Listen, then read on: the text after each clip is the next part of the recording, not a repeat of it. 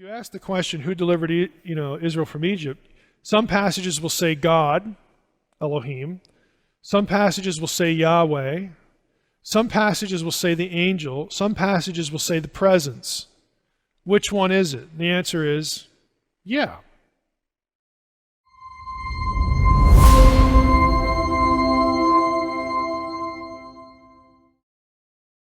I mean, this is why when you get, to Jacob's blessing and, these other passages, or you look back or you look forward, all this talk about the name of the Lord in Samuel and Jeremiah, mixed in with the word of the Lord. You get word of the Lord passages, you get name of the Lord passages, you get angel passages, and they're all interchangeable. They're all different ways of talking about the same thing. God himself. Another way you can see this is to ask the question, who delivered Israel from Egypt and guided her to the promised land? It sounds like a simple question. Well, God did that. I mean, Moses was the human agent, but God did that. Well, if you actually looked it up and you went through the Torah, and Joshua will throw in here at the end here, you'd find out that in some passages in Deuteronomy 4, let's just click out to that one. How does God deliver them? Let's see here. In verse 37, God brought you out of Egypt, back in verse 34. Don't you remember what the Lord your God did for you in Egypt? Because he loved your fathers and chose their offspring after them and brought you out of Egypt with his own presence. The word is panim. So here the presence of God was with them, bringing them out of Egypt, delivering them. If you go to Judges 2:1, the angel of the Lord went up from Gilgal to Bochim. I brought you up from Egypt,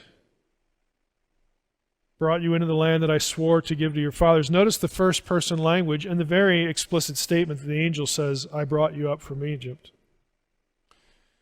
Okay, Deuteronomy 7:19.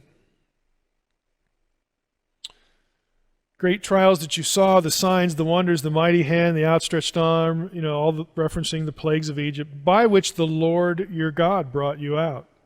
Lord is Yahweh. So you realize what we just did there. If you ask the question, who delivered Israel from Egypt, some passages will say God, Elohim. Some passages will say Yahweh. Some passages will say the angel. Some passages will say the presence. Which one is it? And the answer is, yeah. They're all interchangeable. They're all different ways of saying the same thing, talking about the same deliverer. And this is important because in that mix you get anthropomorphic language, God as a man. Certainly with the angel, you get God as a man. We could go to Joshua 5, get outside the Torah, and this is a significant passage. When Joshua was by Jericho, he lifted up his eyes and looked, and behold, a man was standing before him with his drawn sword in his hand. So a man was standing before him with the drawn sword in his hand. Joshua says, hey, are you for us or our enemies, our adversaries?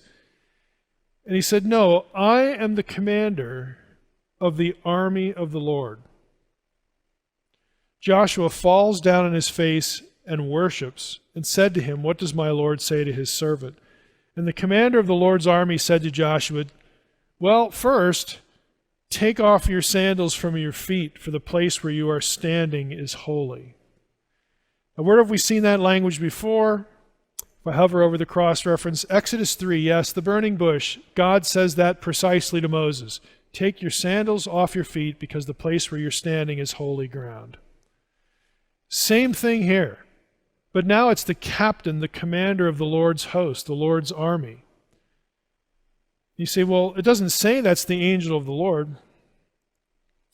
Right? It doesn't say that. But here it is in Hebrew. If I highlight the phrase, this is the phrase, and notice what's happening on the right-hand side here, so that you know this Hebrew corresponds to this English with the drawn sword in his hand.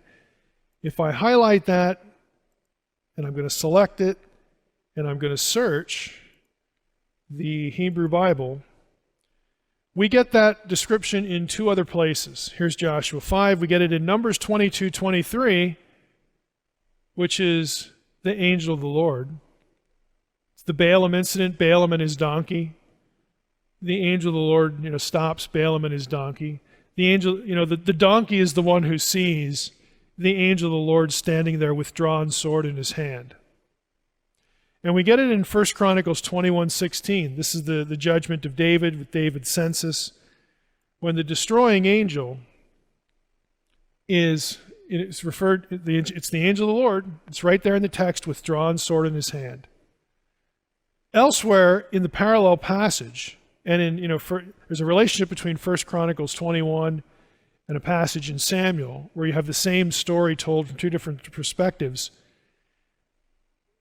Except for one is you have an adversary there, which English translations unfortunately translate Satan, which has caused innumerable instances of confusion. It's just the adversary. It's the same description up here in Numbers 22 and 23. The angel of the Lord is opposing Balaam. You also see the word Satan in that passage.